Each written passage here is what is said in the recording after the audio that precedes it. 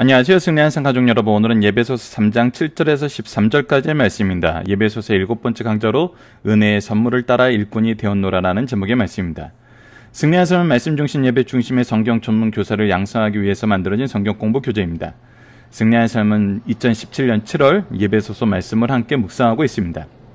승리한 삶은 발행에 계신 박열 목사님의 구속사로 조망한 성경 연속 강의집 갈라디아 예배소서를 합본을 통해서 편집이 되어 있습니다. 현재 저희가 신약은 30권으로 완간이 되었고요. 지금 구약의 내용들을 집필하는 가운데 있습니다. 최근에 완성된 것이 구약의 소선지서입니다. 소선지서가 보시는 바와 같이 8권으로 완간되었습니다. 저희들 주일날 업로드된 위크스터디를 통해서는 예배소서를 통해서 말씀하시는 하나님의 말씀의 본뜻을 찾는 훈련을 하고 있고, 그 내용을 가지고 이번 주에 어떤 내용으로 점검을 하고 있고 적용을 하고 있냐면 바로 성도는 무엇으로 사는가라는 제목으로 우리가 말씀을 묵상하고 있습니다. 오늘 바울이 자신의 일꾼됨을 어떻게 얘기함으로써 바울이 무엇으로 사는지를 보고 그것으로 우리가 사는 것을 확인하는 시간을 갖도록 하겠습니다. 자, 예배소서 3장 7절로 13절입니다. 은혜의 선물을 따라 일꾼이 되었노라. 이 복음을 위하여. 자, 사도 바울이 먼저 분명하게 선포하는 것은 뭐냐면 그가 무엇을 위하여 사느냐. 무엇을 위하여. 바로 복음을 위하여 사는 사람입니다. 그의 능력이 역사한 대로. 근데 자신이 복음을 위하여 사는 것이 자신의 노력이나 자신의 능력이나 자신의 자격이 되는 것이 아니라 누구의 능력으로 하느냐면 바로 그리스도의 능력, 하나님의 능력으로 역사하시는 대로. 그러니까 내가 한 게 아니에요. 하나님께서 하신 거예요. 그리스도의 은혜로 된 거예요. 내게 주신 하나님의 은혜의 선물에 따라 내가 일꾼이 되었노라. 분명하게 얘기해주고 있어요. 분명하게. 야, 너희들 나처럼 살아. 그러면 하나님께서 나처럼 일꾼 삼아 주실 거야. 우리는 이렇게 얘기를 하는 사람들이 많아요. 이렇게 얘기할 때가 많죠. 이렇게 하면 하나님이 축복하여 주실 거야. 저렇게 하면 하나님이 축복하여 주실 거야. 그러니까 그 자격에 대해서 우리가 세상에서 어떤 자격을 얻기 위해 노력하고 그것을 위해서 내 스스로를 단련시키고 훈련시키고 열심히 해서 그것을 얻게 하는 거. 그래서 세상에서는 뭐가 제일 많냐면 성공한 사람들의 그 성공담을 들으려는 사람들이 되게 많아요. 어떻게 하면 나도 저렇게 성공할 수 있을까? 어떻게 하면 나도 성공할 수 있을까? 우리가 성경을 볼 때도 그런 관점에서 볼 때가 많아요. 어떻게 하면 바울처럼 될 수 있을까? 어떻게 하면 다니엘처럼 될 수 있을까? 근데 바울처럼 될 수 있을까? 다니엘처럼 될 수 있을까? 요셉처럼 될 수 있을까? 특히 요즘에는 뭐 자녀들한테 바울처럼 되라는 말은 성경을 좀 아시는 분들이면 안 하죠. 왜? 바울이 너무나 많은 고난을 당하기 때문에 우리 자식이, 우리 제자가 내가 바울처럼 고난을 감당할 수 있을 거라고 생각을 하지 않고 그 고난은 싫어해요. 그래서 주로 얘기하는 게 누구예요? 요셉, 다니엘, 다윗. 누가 봐도 높은 자리에 있고 누가 봐도 세상 사람들이 봐도 성도들이 봐도 성공한 사람으로 보이니까. 근데 그래서 무엇을 얘기하냐면 어떻게 해야지 이렇게 됐지? 어떻게 해야지 왕이 될 수 있지? 총리가 될 수 있지? 존귀한 사람이 될 수 있지? 라고 생각하면서 그 관점으로 성경의 이야기를 재해석하죠. 재배열을 하죠.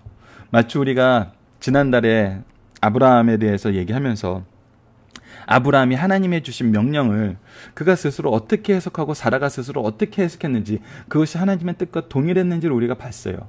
어땠죠? 아니었잖아요. 하나님은 처음부터 아브라함과 사라를 통해서 이삭을 줄 것을 계획하고 계셨어요. 그러나 처음에는 뭐라고 생각했어요? 롯이라고 생각했어요. 롯이 떠나자 그의 종 엘리에셀이라고 생각했어요. 사라는 자기를 아브라함의 씨라고 그랬는데 자기가 태의 열매가 끊기자 자기 여종을 통해서 이스마엘을 얻었어요. 이스마엘이라고 생각했어요. 근데 아니었잖아요. 지금 우리가 이 말씀을 통해서 보는 것은 무엇이냐면 내가 원하는 어떠한 사람이 되기 위해서 내가 무엇을 해야 되는지 성경에서 찾자라고 하면서 찾고 그것을 막 강조하고 강요해요. 근데 지금 사도 바울의 입술을 통해서 우리에게 선언되는 것은 무엇이냐면 그의 능력이 역사하는 대로 내게 주신 하나님의 은혜 선물에 따라, 그의 능력과 그의 선물이에요. 은혜의 선물에 따라.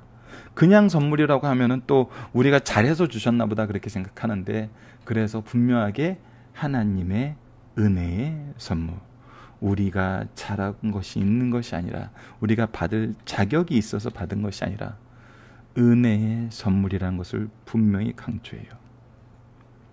우리가 예배소서 앞부분에서 우리는 무엇하는 사람이 되기 위해서 하나님의 영광을 위해서 살아야 돼 라고 자연스럽게 몸에 그런 삶의 태도가, 그런 삶의 프레임을 우리가 가지고 있어요. 목적이 무엇이고 수단이 무엇인지를 굉장히 우리 스스로가 그렇게 세팅을 해놓는데, 성경은 아니라니까요.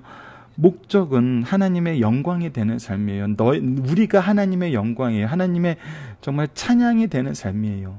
그러기 위해 우리를 때로는 요셉과 다니엘처럼 총리로도 세우시고, 다윗처럼 왕으로도 세우시고, 사도 바울처럼 사도로도 세우세요.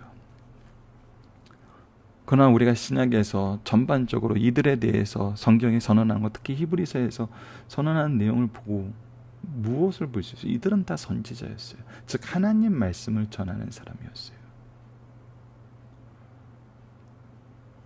그것은 지금 사도 바울도 동일합니다. 하나님의 일꾼은 복음을 전하는 사람이에요. 그래서 우리가 하나님의 영광 된다는 것은 바로 이 복음의 메신저가 되는 거예요. 자, 계속 봅시다. 모든 성도 중에 지극히 작은 자보다 더 작은 나에게 이 은혜를 주신 것은 측량할 수 없는 그리스도의 풍성함을 이방인에게 전하게 하시고. 자, 보세요. 이 말에 우리는 이미 사도행전을 통해서 사도 바울이 어떻게 해서 어떻게 사도가 됐는지 알잖아요. 그의 입술에는 모든 성도 중에 지극히 작은 자보다 더 작은 나에게라는 이 고백이 가식적인 자기 낮춤이 아니에요. 그리고 이것은 은혜의 선물에 따라 일꾼된 사람들이 고백할 수밖에 없는 내용이에요. 왜? 나에게 주신 하나님의 사명은 커요. 나에게 주신 하나님의 능력은 커요. 근데 나는 어떤 사람이에요? 나는 작은 사람이에요. 나는 부족한 사람이에요. 무자격자예요. 본질상 진노의 자녀였어요. 근데 나를 세우신 것은 여기에서 또 분명하게 하나님의 목적과 부합된 그 내용에 대한 설명이 있습니다. 우리가 자격이 있고 우리가 능력이 있어서 우리가 지금 현재 이 성경 전문 교사로 리더로 세워졌다고 생각을 하면은 우리가 누군가를 심판하고 누군가를 평가하고 누군가를 비난할 수 있죠. 나에게 그러면서 그것을 하는 것이 그 사람을 성장시키기 위해서 하나님이 나를 쓰시는 방법이라고 생각할 수도 있어요. 근데 사도 바울의 글과 예수 그리스도의 행적을 보면은 오히려 나를 세우신 것은, 이 은혜를 주신 것은 무엇이냐면 측량할 수 없는 그리스도의 풍성함 이방인에게 전하게 하시고 나를 통해서 그것을 전하는 거예요. 여러분들, 이것은 세상 교육기관도 이 부분을 보면은 정말 참 스승인가 거짓 스승인가를 알 수 있어요. 저는 이 부분을 정말 많이 경험하고 후배들한테 그들이 무슨 어떤 종류의 학원을 선택한다 그랬을 때 굉장히 이 부분을 많이 제시를 해요. 특히 이 어떤 지식을 이렇게 차곡차곡 쌓아나가는 것이 아니라 영어처럼 이렇게 생활에서 그냥 경험되어져야 되는 것들에 대해서 얘기를 할 때는 더 많이 얘기하는데, 우리 삶 속에서 이루어지는 정말 참 교육에 대해서 특히 성경 전문 교사들이라면은 지식만 전하는 것이 아니거든요. 하나님의 지혜를 소개하는데 그것을 소개하는 것이 어떤 내용이냐면 그들을 평가하기 위해서 전하는 것이 아니에요. 그들을 살리기 위해서 전하는 거예요. 여러분들 이것은 병간호하는 사람들에게 정말 잘 드러납니다. 내가 하루에 3번 약 먹이고 하루에 3번 그 사람의 상처를 싸매주고 하루에 3번 그 사람의 주변을 청결하게 해주는 게 일이라면은 딱 그것만 해요. 상처가 골마서 더 터져나오고 피가 흐르는데 나 3번 했거든? 약을 줬는데 안 먹어요. 왜 줬는데 안 먹니? 그 사람 주의가 정리가 안 돼요. 근데 나 오늘 할 만큼 했잖아. 정해진 만큼 했잖아. 여러분들 이러한 자세는 내가 그에게 이 은혜를 전해주는 사람이 되는 것이 아니라 나는 단지 그 사람을 평가하기 위해서 온 사람이란 거예요. 영어학원은 더해요. 제가 예전에 참 몇몇 영어학원을 20대 때 다니면서 프로그램이란 게 전혀 없어요. 프로그램이 없다는 것은 선생들이 준비를 안 하고 온다는 거예요. 네이티브 스피커들이 한국에 있는 영어 교재 뭐 준비할 게 있겠어요? 솔직히 내용상 거기에서 뭐 모르는 게 있겠어요? 그것을 이렇게 짜임새 있게 뭐 이렇게 바꿔서 얘기하는데 뭐 그거를 못 하겠어요? 그래서 그건 다 할 줄 안다고 생각하는데 중요한 것은 내가 가르치는 그 사람이 어떻게 해야지 이것을 잘 배울 수 있는지 전혀 연구를 안 한다는 거예요. 연구를 안 하고 그냥 자기가 많이 놀아주면 된다고 생각하는지 1단계에서도 네이티브 선생들이 하는 교육 방법이 똑같고 내용이 똑같아요. 오늘은 카페 가보자, 오늘은 식당 가보자, 오늘은 버스 타보자. 2단계에서 오늘은 식당 가보자, 오늘은 이렇게 똑같아요. 그 영어 잘하는 애들은 그냥 쑥쑥쑥쑥쑥 그냥 레벨을 통과하는데 영어 못하는 애들은 너무 당혹스러운 거예요. 해주는 게 하나도 없는 거예요. 할 수 있는 게 하나도 없는 거예요. 식당 가서 단 한마디도 못하고 와요. 그리고 나서 걔네들 떨어뜨려요. 월말에. 전 되게 그 부분에 대해서 항의를 한 적이 있어요.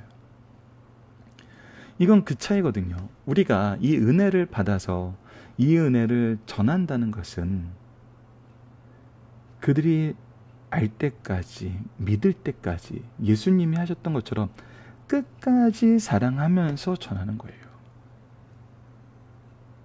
이것을 사도 바울은 가장 뼈저리게 느꼈잖아요. 자기 인생에서 그렇게 거부하던 역사를 살았는데, 그렇게 거절하던 역사를 살았는데, 우리가 어제도 잠깐 이 부분에 대해서 말씀을 나눴지만 사도 바울을 준비하시는 하나님의 준비하심이 언제부터 드러났는지 사도 바울은 분명하게 창세 전에라고 선언하고 있어요. 자신을 로마 시민권 가진 자로서, 헬라의 문학을 공부한 사람으로서 예루살렘에 와서 신학을 공부하게 하시고 말씀을 공부하게 하시고 예수 그리스도를 알게 하신 것은 바로 이방인의 사도로 세우시기 위한 하나님의 준비하심과 인도하심과 부르심 속에서 자기가 살았음을 그는 고백했거든요. 그렇기 때문에 나를 통해서 이 부르심의 소명을 주신 하나님께서 나로 어떻게 일하게 하시냐면 하나님이 나에게 보여주신 그 은혜대로 일하게 하신다는 거예요. 우리가 소위 말하는 평가하는 사람이 되었으면 사도 바울이 어떻게 사도가 될 수 있었겠어요? 하나님이 평가하시고 바로 그 자리에서 심판하시는 하나님이었다면 우리가 어떻게 하나님 믿는 사람이 됐겠어요? 그런 하나님이셨으면 어떻게 예수님이 오셨겠어요? 그런데 하나님은 끝까지 사랑하시고 인내하시는 하나님이거든요. 자, 그것을 사도 바울은 다시 한번 얘기합니다. 9절 봅시다. 영원부터 만물을 창조하신 하나님 속에 감췄던 비밀의 경륜이 어떠한 것을 드러내게 하려 합니다. 자, 보십시오. 영원부터 만물을 창조하신 하나님. 시간과 공간에 대해서 분명히 얘기해요. 이것이 무엇을 얘기하는 거예요? 그냥 하나님이 창조의 하나님이다라는 것을 얘기하는 거에서 끝나는 것이 아니에요. 그 안에 감추었던 비밀의 경륜을 어떠한 것임을 드러내려 한다는 건 뭐냐면, 하나님이 우리를 사랑하시던 이 계획이 영원 전부터 이루어졌고, 하나님이 원래 이 세상을 창조하신 것은 바로 하나님의 이 비밀의 경륜에 의해서 우리를 사랑하심을 나타내기 위한 거였고, 이 온 우주를 만물을 창조하신 것 또한 우리를 사랑하신다는 거예요. 우리를 사랑하시는 도구라는 거예요. 우리가 그래서 모든 시간 속에서, 모든 공간 속에서 무엇을 봐요? 이 하나님의 비밀의 경륜을 발견하게 된다는 거예요. 이것이 구속사를 가르쳐주는 이 성경을 통해서 우리가 깨닫게 된다는 겁니다. 이는 이제 교회로 말미암아 하늘에 있는 통치자들과 권세자들에게 하나님의 각종 지혜를 알게 하려 하십니다. 이것이 하나님의 지혜거든요. 이것이 우리를 세우는 하나님의 지혜거든요. 자, 여기서 우리가 주의해야 될 분이 바로 통치자들과 권세자들입니다. 이것을 이제 세상의 통치자들이나 세상의 권세자들이냐 이렇게 얘기했을 때, 이것은 분명하게 영적인 존재로서 천사를 얘기하는 것이 분명합니다. 이건 골로새서에서 나오고 베드로전서에서도 나와요.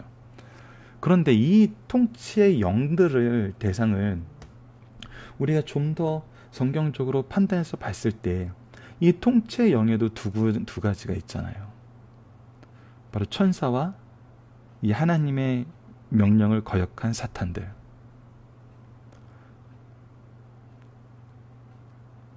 그래서 우리가 이것을 하나님의 일을 하는 사람들에게만 드러나는 것이 아니라, 저 악한 영들, 하나님의 계획을 거부한 그 영들에게도 분명히 보여주신다니까요.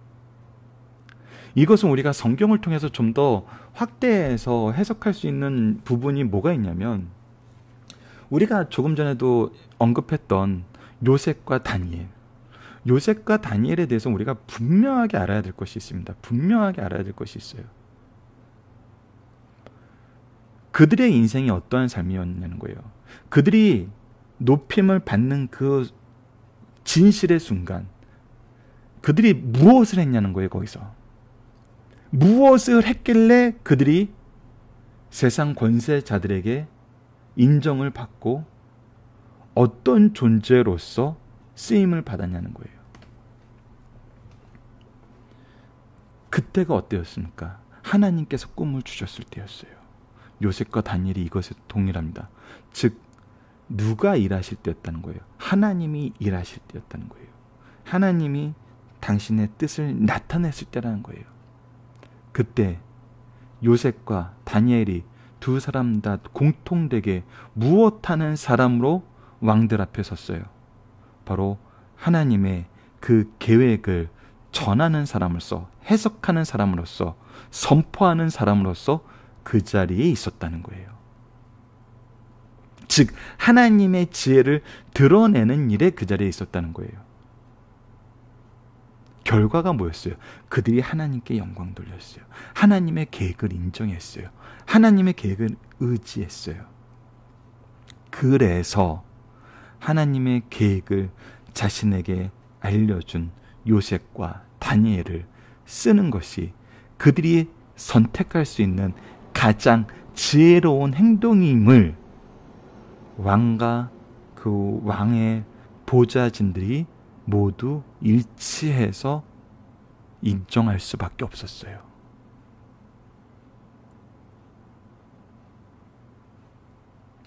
하나님은 이렇듯 하나님의 계획을, 하나님의 뜻을, 하나님의 이 비밀의 경륜을 사람들이 알게 하십니다. 누구를 통해서? 바로 교회를 통해서. 교회를 통해서. 곧 영원부터 우리 주 그리스도 예수 안에서 예정하신 뜻대로 하신 것이다. 이 모든 것이 뭐예요? 하나님의 계획 안에서 이루어진 거예요. 갑자기 급조된 거 아니에요. 항상 이것을 처음부터 계획하셨고 항상 이것을 준비하시면서 우리에게 드러내셨어요. 우리가 그 안에서 그를 믿음으로 말미암아, 다른 것이 아니에요. 그를 믿음으로 말미암아 담대함과 확신을 가지고 하나님께 나아감을 얻었느니라. 우리가 이제 하나님 앞에 나아갈 수 있고 하나님의 이름으로 하나님의 영광을 위해서 쓰임받는 그의 백성들이 됐고 그의 종들이 됐고 그의 자녀들이 됐어요. 예수님과 함께 앉는 자들이 됐어요. 그러므로 너희에게 구하노니 너희를 위한 나의 여러 환난에 대하여 낙심하지 말라. 이는 너희의 영광이니라. 그의 환난까지도 하나님은 어떻게 쓰신다는 거예요? 하나님의 영광을 위해 쓰신다는 거예요. 그가 여기에서 벗어난, 여기에 함몰되지 않아요. 그의 인생 자체가 이제 무엇을 드러내고 있어요? 하나님의 영광을 드러내고, 이 영광이 하나님을, 나를 통해서 너를 사랑하는 그 은혜의 게시판임을 알게 한다는 거예요.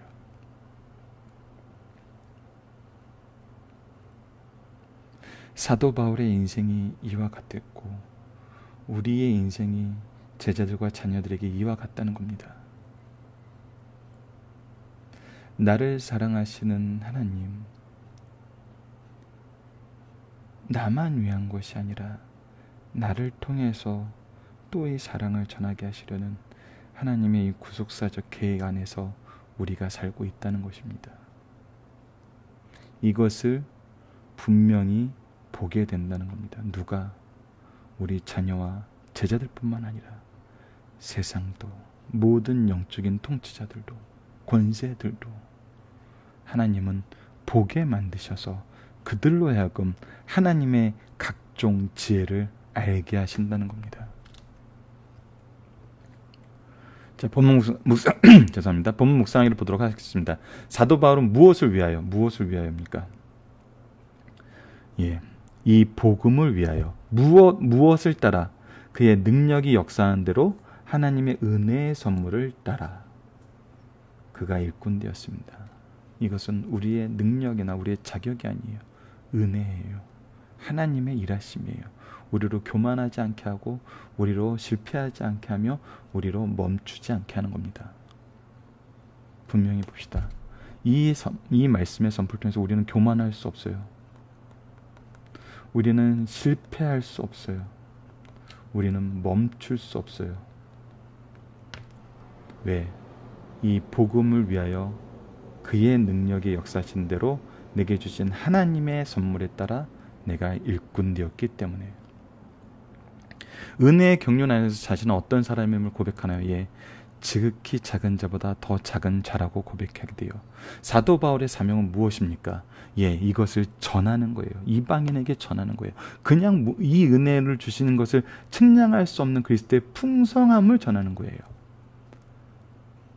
그리고 영원부터 만물을 창조하신 하나님께 갖췄던 비밀의 경륜이 어떠한 것임을 드러내게 하려는 거예요. 그래서 이제 교회로 말미암아 하늘에 있는 통치자들과 권세자들이 하나님의 각종 지혜를 알게 하려 하심이에요. 우리가 게시판이에요. 우리가 게시판이에요. 우리가 하나님이 세우신 통치자들이에요. 영적인 존재들이 아니에요. 바로 우리입니다. 이 사명을 무엇 안에서 이루어진 것입니까? 그 영원부터 우리 주 그리스도 예수 안에서 예정하신 뜻대로입니다. 즉 계획이 있었다는 거예요. 그리고 그 계획이 지금 우리가 어떻게 됨을 봐요? 성취됨을 봐요. 분명함을 봐요. 그래서 이 계획이 어떠한 계획이란 거예요? 영원한 계획임을 봐요. 반드시 성취되고 영원한 계획임을 봐요. 우리가 사명을 수행할 때 담대함과 확신을 가지는 근거는 무엇입니까? 그를 믿음으로 말미암아서 담대함과 확신을 가지고 하나님께 나아가게 됨을 얻었다는 이 사실이 우리에게 주어진 능력이고 특권이거든요. 우리가 바로 말씀과 기도의 삶을 살 수 있는 것이 우리의 능력이고 특권입니다. 다른 것이 능력이고 특권이 아니에요. 자, 중심 사사를 보도록 하겠습니다. 구원의 은총을 받은 성도는 늘 겸손하여 자신의 연약함과 부족함을 깨닫게 된다. 바울은 그리스도 안에서 자기 위치를 다음과 같이 고백하였다. 나는 작다. 이름을 보아도 작고 키도 작으며 도덕적으로도 작고 영적으로도 모든 기독교인 중에 가장 작은 자보다 더 작다. 바울의 이러한 고백은 위선이나 자기 비하가 아니라 있는 그대로 이야기한 것이에요. 그 이유는 바울이 전에 그리스도를 회방하고 핍박하고 모독했기 때문입니다. 이와 같이 예수 안에 바로 들어서게 되면 바울과 같이 자기를 바로 볼 수 있는 지혜와 눈을 가지게 된다는 것입니다. 이처럼 겸손은 사도로서 책임을 수행하는 데 방해가 되지 않을 뿐 아니라 허위적인 것도 병적인 것도 아니라는 사실을 가르쳐주고 있습니다. 두 번째입니다. 성도의 사명은 이방인에게는 측량할 수 없는 그리스도의 풍성을, 성도에게는 말씀 속에 감추어진 비밀의 경륜을 드러낸다는 것입니다. 복음이 성도들의 인격 속에서 바로 역사하면 성도들은 두 가지 큰 일, 사명을 할 수 있습니다. 하나는 측량할 수 없는 그리스도의 풍성을 깨닫고 체험하고 그것을 이방인들에게 전하는 것이요, 다른 하나는 영원부터 만물을 창조하신 하나님 속에 감추어 있던 비밀의 경륜이 어떠한 것임을 깨닫고 전하게 된다는 것입니다. 이것은 너무나 자연스러운 현상이요, 복음 안에서 누구나 받은 사명임을 가르쳐 주시는 말씀입니다. 여러분들, 우리를 지혜롭게 하세요. 우리가 할 말을 성령께서 인도해 주세요. 그리고 그 말을 들을 사람까지 준비해 놓으세요. 이것이 우리가 하나님과 동행하고 하나님의 구속사의 능력 있는 일꾼으로 쓰임받는다는 증거예요. 사도행전을 보세요.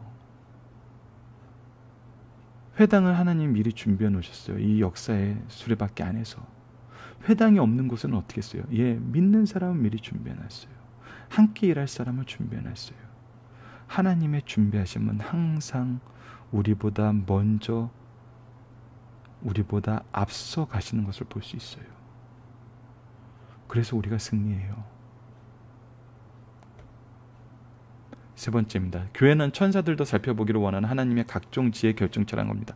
구원받은 성도들의 공동체는, 교회는 하나님의 능력과 은혜와 지혜가 함축되어 있는 곳입니다. 다시 말해서 교회는 하나님의 지극히 크신 부활의 능력, 측량할 수 없는 은혜와 자비, 각종 지혜를 나타내는 곳입니다. 교회는 하나님의 각종 지혜뿐 아니라 그 영원한 뜻이 배어 있어요. 그래서 천사들까지도 교회를 통하여 하나님의 지혜와 능력을 배우고 살펴보기를 원한다는 겁니다. 우리는 천사들이 하나님의 뜻을 전해주는 메신저로서 성경에서 많이 봤어요. 근데 궁극적으로 하나님은 이 천사들에게 무엇을 보여줘요? 하나님의 지혜와 능력이 무엇임을 교회를 통해서 보여주신다는 거예요. 우리를 통해서 보여주신다는 거예요. 자, 살펴보기 정답은 여러분들 카페를 통해서 확인해 주시고요. 적용합니다.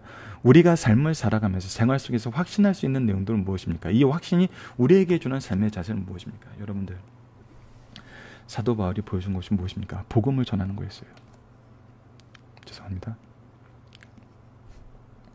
복음을 전하는 거였어요. 복음을 전하게 하시는데 항상 하나님께서 어떻게 하세요? 준비하세요. 함께 일하세요. 결과를 이끄세요. 우리가 항상 이 안에서 일하고 있어요. 복음을 위해서 일한다 그럴 때는 항상 이 안에서 일하고 있어요. 그렇다면 우리가 어떤 삶의 자세를 살게 될까요? 먼저 우리의 두려움이 사라집니다. 우리의 두려움이 사라져요.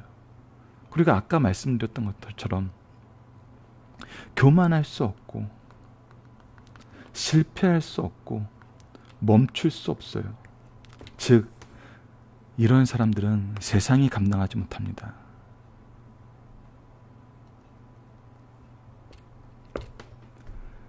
우리가 이것을 경험하게 되고 세상 사람들이 이것을 인정하게 돼요. 아까도 예를 들어서 말씀드렸던 것처럼 요셉과 다니엘의 경험. 우리에게 분명히 이것을 보여주고, 우리가 많이 인용하는 이사야서 말씀에서도 저들이 하나님께 복받은 자손이라 인정받게 된다는 겁니다. 그래서 우리가 세상을 살 때 복음을 기준으로 두면은 우리는 담대하게 세상을 이겨요. 근데 우리가 복음이 기준이 아니라 복음을 수단으로 사용해요. 그럴 때는 우리는 계속 좌절합니다. 계속 실패하고 오히려 세상에서 비난의 대상이 되는 것을 우리는 경험해요. 복음이 우리의 목표가 되어야 돼요. 목적이 되어야 돼요. 그 과정은 하나님께서 준비하심에 따라서, 함께 하심에 따라서, 약속하심에 따라서 우리에게 주어져요. 근데 우리가 복음을 수단으로 하면은 전부 망가집니다. 이것이 그리스도인들이 세상에서 살 때 지켜야 되는 가장 핵심적인 질서예요. 복음을 수단화하지 마십시오. 하나님의 은혜를 자신의 권력화하지 마십시오. 우리는 교만하지 않고 실패하지 않고 멈출 수 없는 하나님의 종들임을 다시 한번 나누는 그런 시간이 되었으면 합니다. 말씀을 기초로 기도하기를 통해서 마치겠습니다. 하나님, 우리를 능력의 역사와 은혜의 선물로 일꾼 복음을 전하는 자로 세우심을 감사합니다. 우리가 배우고 확신한 이 모습을 중심으로 인생을 살게 하여 주소서. 말씀을 배우고 가르치는 일이 기준이 되게 하여 주시고 하나님의 일하심이 교회를 통해서 성취됨을 전하게 하여 주소서. 이 모든 것이 주님의 예정하심에 따라 변하지 않은 언약의 신실함 속에서 참된 믿음으로 고백되게 하시고 이 믿음을 계승하는 교회와 가정이 되게 하여 주소서. 예수님 이름으로 기도드립니다. 아멘.